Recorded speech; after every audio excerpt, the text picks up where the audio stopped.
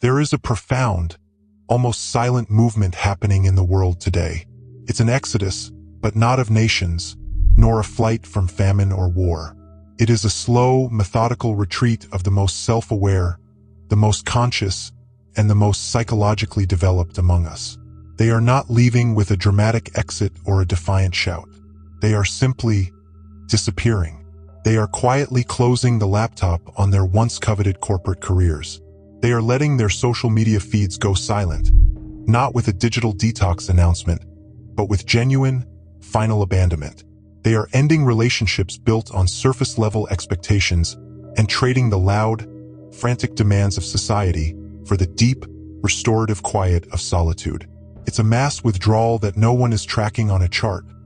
Yet the absence of these thoughtful souls is beginning to be felt like a subtle shift in the collective climate. This phenomenon is not a failure of will, nor is it a fashionable form of escapism. It is, in fact, a deeply necessary psychological act. Long ago, the visionary psychologist, Carl Jung, saw this coming. He called it the necessary withdrawal. Jung understood that as an individual expands their psychological consciousness, they approach a critical threshold. Once crossed, participating in what he termed collective unconsciousness no longer feels merely tedious or irritating. It becomes physically, somatically, and psychologically painful. It feels like an authentic threat to the integrity of the soul.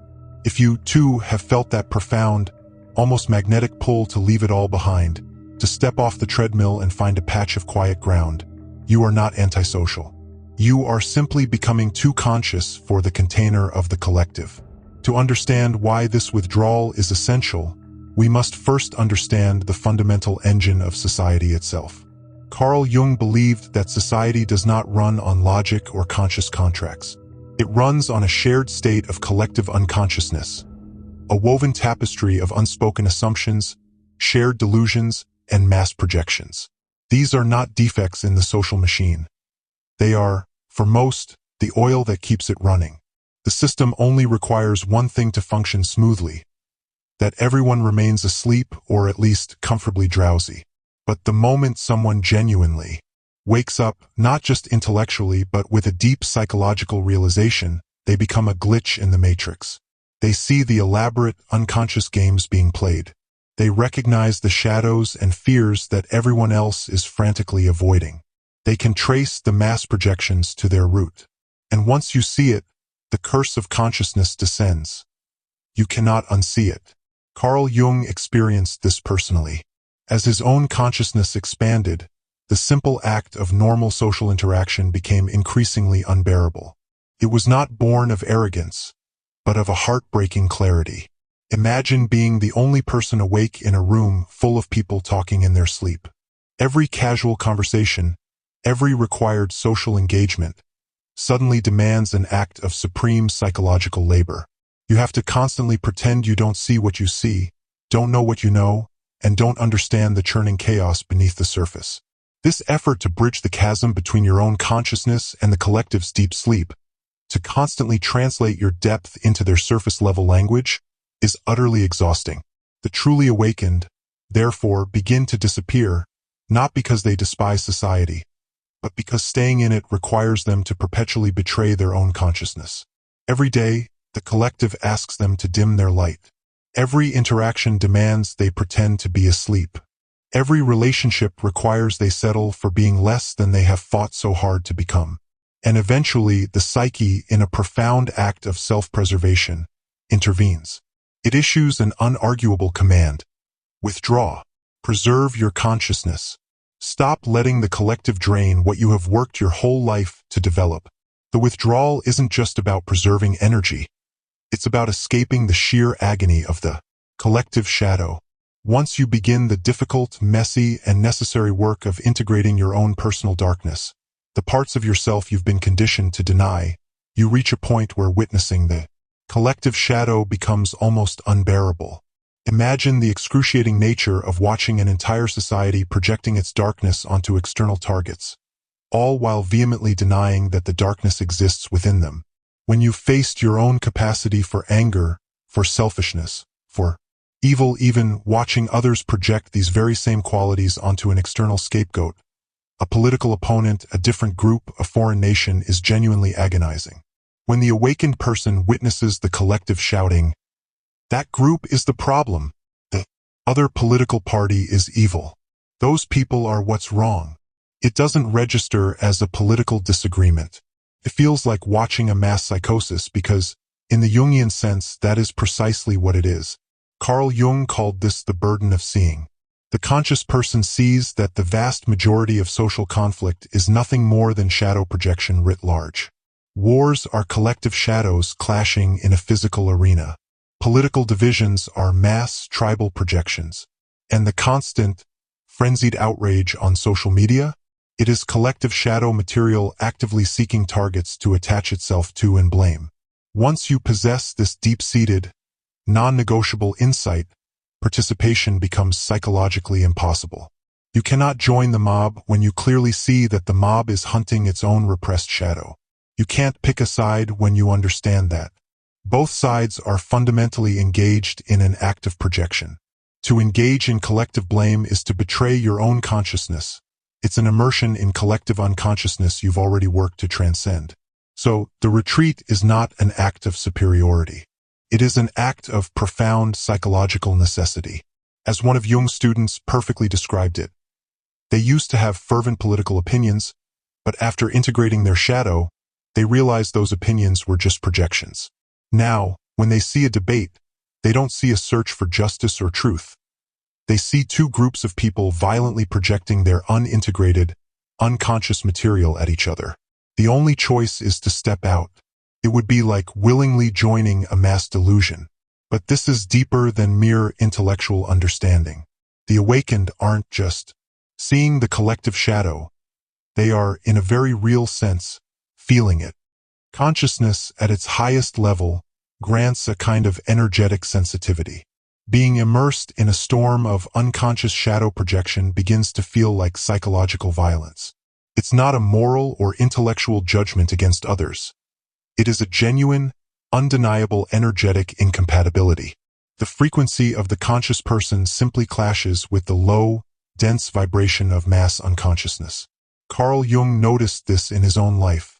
After the terrifying and exhilarating period of his individuation, being in crowds or bustling social environments became almost unbearable. He didn't dislike people, but he could feel the psychological storm swirling around him. The projections, the repressions, the unacknowledged shadows. A turbulent inner material that only he seemed acutely aware of. This is why, for many, the first and most decisive act of disappearance is from social media. What is the digital landscape at its core but a 24/7 shadow projection machine? Every scroll is an assault of unconscious material. Every comment section is a vast, uncontained shadow boxing ring. For the individual who has painstakingly integrated their own darkness, this is not entertainment. It is like being forced to watch millions of people punch themselves in the face while screaming that a stranger gave them the bruises. The mind simply cannot tolerate the noise and the distortion. The pressure to pretend you are not affected by this noise, to keep your boundaries up, to constantly filter the projections of others, is the first and most taxing burden placed upon the conscious soul. And yet, this is only half the story. The other, equally devastating burden is the psychological death of having to perform a role.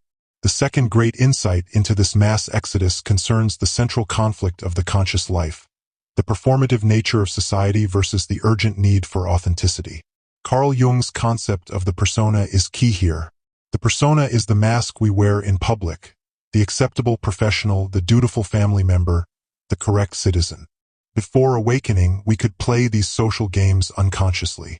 We could smile when expected, say the appropriate things, and perform our roles without a second thought. But Jung discovered a devastating truth. Once you've touched your authentic self, that deeper, unmasked truth that lies beyond all roles and expectations, going back to persona performance feels like a psychological death. It is not merely inconvenient. It is suffocation. Every social situation is a demand for performance, the workplace persona, the family role, the social media identity, the acceptable opinions, the appropriate emotions. For the vast majority who are still identified with their mask, this feels normal. But for the conscious individual who has found their Self, it feels like a constant, grinding betrayal. Carl Jung learned this firsthand. After his intense confrontation with the unconscious, the period he documented in the Red Book, he found he could no longer perform the role of the proper, conforming Swiss psychiatrist. He could no longer pretend to agree with collective opinions he saw right through. He simply couldn't maintain relationships that required him to be false. So he withdrew. He retreated to his self-built stone tower at Bollingen, on the quiet shores of Lake Zurich. This was not an act of antisocial misanthropy. It was an act of profound pro-authenticity. He needed a space where he could simply be authentically himself. The awakened person is not rejecting society out of anger. They are withdrawing from a place of fundamental incompatibility.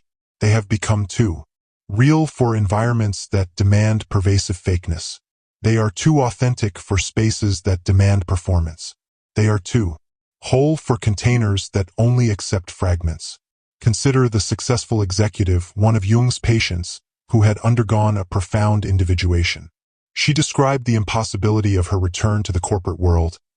"I sit in board meetings and everyone is performing their executive roles," she said, saying what executives should say, thinking what they should think. "My authentic self has no voice in that room. Only my persona did, and it's dead." This woman didn't quit with a dramatic announcement. She quietly disappeared. She transitioned out over months, moving to a small town where she could be real, rather than successful. Her withdrawal was not a failure. It was a success, the success of finding herself. This pattern is exploding everywhere.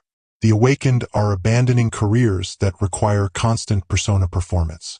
They're ending relationships built on false selves and abandoning social circles that demand the constant maintenance of a mask. They are not failing at society. They are succeeding at authenticity. And that success makes continued societal participation, in its current unconscious state, genuinely impossible. The conscious person is simply unwilling to pay the cost of the persona anymore. That cost is tremendous psychological energy. Think about the sheer energetic labor required for the conscious person to simply exist in a normal social setting. They must constantly filter out unconscious projections. They must maintain rigid boundaries against those who unconsciously seek to drain or merge with them. The energy vampires. They must endlessly translate their inner depth into acceptable surface-level terms. They must hold their high internal frequency while surrounded by static and noise. And critically, they must process not just their own inner material, but the unconscious material that everyone around them is constantly leaking. Carl Jung called this psychological labor. It is the invisible, exhausting work that conscious people must perform just to maintain their equilibrium in unconscious spaces. Every interaction demands an active resistance. Do not react to projections. Do not absorb their unconscious material. Do not get pulled into collective dramas. Do not match the unconscious frequency. Do not betray your inner truth just to maintain surface harmony. For the unconscious person, this is effortless. They are simply flowing with the collective current. But for the conscious person, it's like swimming upstream in a tsunami of unconsciousness. Eventually, a simple, non-negotiable choice emerges. You must get out of the water or you will drown. The culmination of this psychological labor, the shadow projection and the persona demand, manifests in the physical body. Carl Jung noticed that his most conscious patients would often develop chronic fatigue, mysterious illnesses, or profound depression. Crucially, this wasn't from a personal pathology or a failure of the ego. It was from the sheer, unsustainable exhaustion of maintaining consciousness in environments drenched in unconsciousness. They weren't sick. They were energetically depleted. Think of it. The conscious person is expending massive internal energy to constantly manage reality. For unconscious people, not reacting to projections, not absorbing others' material, and not getting pulled into collective dramas isn't work. They simply flow with the current. For the conscious person, it's a perpetual high-stakes defense against a tsunami of unconsciousness. Jung realized the cure wasn't always more therapy or medication. It was withdrawal from the soul-draining environments. One woman, a teacher who had dedicated years to inner work, developed severe chronic fatigue for which medical tests could find no cause. Through analysis, she realized she was spending massive energy maintaining her conscious boundaries against her unconscious colleagues and students all day long. She wasn't diseased. She was psychologically overextended. When she eventually left teaching and moved to a cabin surrounded by nature, her energy returned within weeks. It wasn't just rest that healed her. It was the release from the constant pressure of collective unconsciousness. This, then, is the third layer of the disappearance: sustainability. Awakened people withdraw to nature, to solitude, or to small, conscious communities. Not to shirk responsibility, but to preserve the consciousness they worked so hard to develop. They understand that consciousness is precious and finite, and spending it on unconscious interactions is like pouring rare, clean water into dry sand. It is not selfishness. It is stewardship of the soul. This necessary retreat leads us to the final, most profound insight. The disappearance is an archetypal pattern. Carl Jung identified this withdrawal as the hermit phase. Every individuating person, every soul attempting to move from the collective herd to their unique self must enter this phase. It's not necessarily permanent, but it is absolutely necessary. The psyche, much like a caterpillar transforming in a cocoon, demands solitude to integrate what society would inevitably fragment. The hermit archetype is not about misanthropy or a hatred of people. It is about psychological necessity. When you are fundamentally transforming your being, shredding the old patterns and forging a new identity, you need space. You need distance from influences that would drag you back to old behaviors.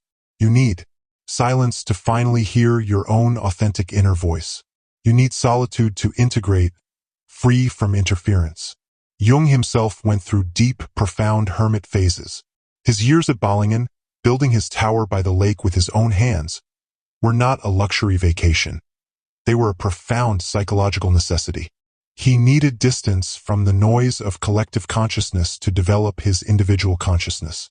He needed separation from the projections of others to understand the truth of his own depths. This is what's happening to the quiet ones today. They are not disappearing because they are weak, failing, or antisocial.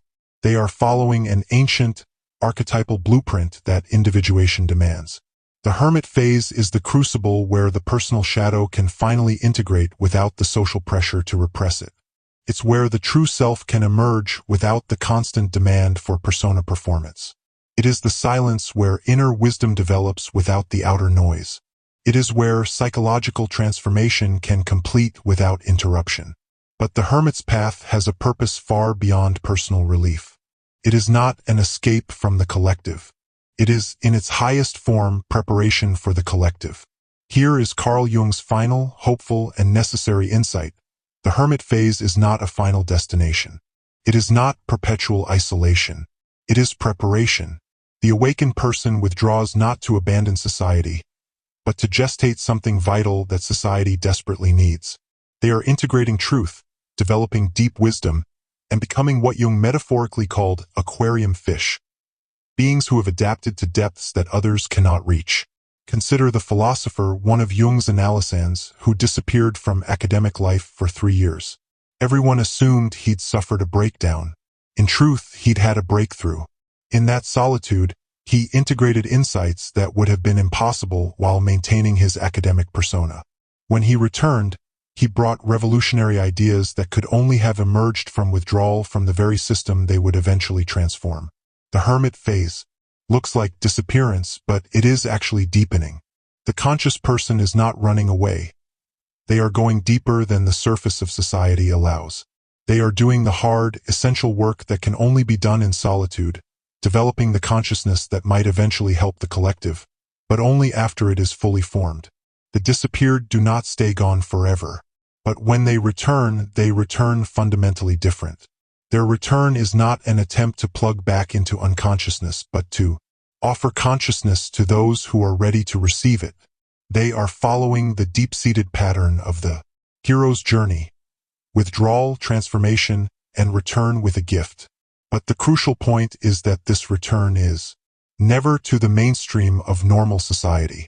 It is a return to the margins, the edges, the conscious pockets where their light can exist without compromise. They become what Jung called border dwellers, present but not participating, available but not absorbed. They might return as artists creating from their authentic depths. They may become healers working with individuals ready to awaken, or teachers sharing with small groups of seekers. They become writers offering maps for other disappearing souls, or guides for those just beginning their own withdrawal. But they never return to the center of the mainstream because they can't. Once you have individuated, you cannot de-individuate. Once you've become conscious, you cannot genuinely pretend unconsciousness. Once you've found your self, you cannot live from the persona. Jung repeatedly observed this pattern. His patients who fully individuated rarely returned to their previous lives. They created new ones. Simpler, quieter, more authentic. They found ways to contribute without sacrificing consciousness, learning to give without being consumed. One patient, a therapist who disappeared for 2 years, returned not to a traditional general practice, but to work specifically with a small group experiencing spiritual emergency, the very thing she had experienced. Her practice was tiny but profound. She was invisible to the mainstream, but a lifeline to those awakening. This is the emerging model, awakened people disappearing from mass society, but reappearing in conscious pockets. They are creating parallel structures, building alternatives, and offering depth to those seeking it, while remaining invisible to those who are not. Carl Jung believed this was evolution in action. Not everyone awakens at once. The pioneers disappear first, create new spaces, and then become beacons for the next wave. What looks like abandonment is actually architecture. They are building the structures that will support collective awakening when it is ready. To synthesize Jung's complete picture, the spiritually awake are disappearing because they can no longer tolerate the collective shadow. Their authentic self cannot perform the required persona. Energetic cost of maintaining consciousness in unconscious spaces is unsustainable. They are following the necessary hermit phase of individuation. They will eventually return, but only to the conscious edges, not the unconscious centers. Your disappearance is not a failure. It is evolution. It is not weakness. It is wisdom. It is not abandonment, but archetypal necessity. The awakened are following a pattern as old as consciousness itself. Withdraw, transform, return, transformed. Society experiences this as a loss. Where did all the conscious people go? But Jung would insist they are not abandoning the collective. They are preparing something vital for it. In their withdrawal, they are developing what collective consciousness isn't ready for yet. In their silence, they are gestating words the collective can't yet hear. If you are feeling the pull to disappear, Jung would want you to know, this is psychological necessity. Your consciousness has developed to the point where participating in collective unconsciousness is no longer possible without betraying yourself. The withdrawal is archetypal, not antisocial. You are following the hermit's path that every individuating person must walk. You are not weak for being unable to tolerate unconsciousness. You are conscious, and consciousness requires different conditions than sleep. Let yourself disappear not forever, but for now. Find your own Balingen, whether physical solitude or psychological distance. Stop expending your consciousness on unconscious interactions. Stop performing for audiences that can't see you. Stop translating your depth into surface terms. Your disappearance isn't selfish. It is necessary. The collective needs people who have fully individuated more than it needs people who partially participate. It needs depth more than surface, authenticity more than performance, and consciousness more than conformity. And when you will return with gifts that could only be developed in disappearance.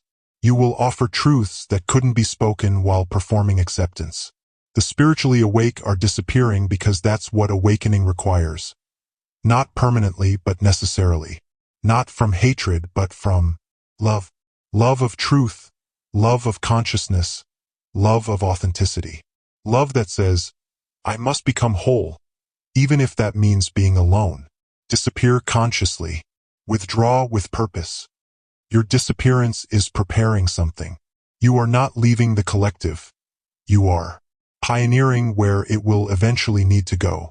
Remember, your disappearance isn't abandonment. It's evolution, and the collective needs evolved individuals more than it needs conforming participants.